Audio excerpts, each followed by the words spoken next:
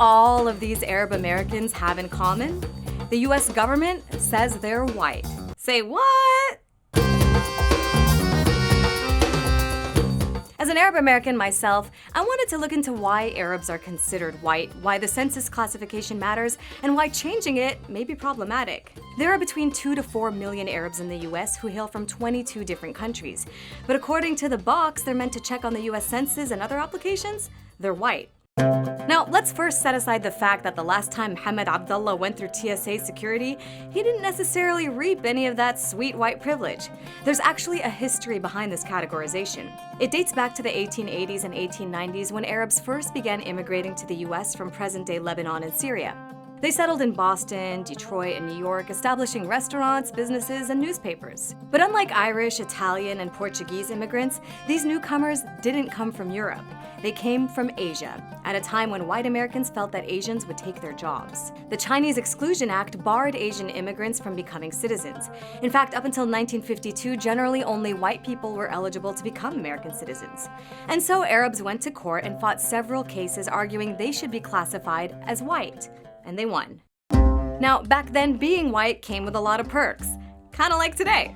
And so Arabs who sought white identification did so to avoid discrimination in public life and to be treated better than non-white minorities. But fast forward to today's post-9/11 America.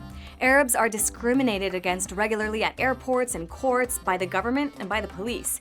Many feel they're not treated as full American citizens, let alone white.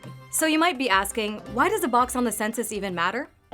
Well, for one, having better data on the US population gives us a more complete picture of how diverse the country is becoming. And policymakers can potentially better serve the needs of their constituencies if they know more about them. The Arab American population has basically been invisible and hasn't gotten the benefits of having federal minority status. That's why during the 2010 census, activists encouraged folks to check it right, you ain't white. They argue that having actual data on the size of the community is helpful for political mobilization, tracking hate crimes, applying for federal grants for minority-owned businesses, being considered for affirmative action, and health research. In 2013, Arab American organizations and academics sent the US Census Bureau a letter to include a Middle Eastern or North African category for the next census in 2020, and the government is considering that today. But it's a double-edged sword, and not every Arab American is on board. Some warn that handing the government specific numbers and data will only result in more surveillance and profiling, and there's reason to be cautious. Data from the Census Bureau was used to round up Japanese Americans in internment camps during World War II.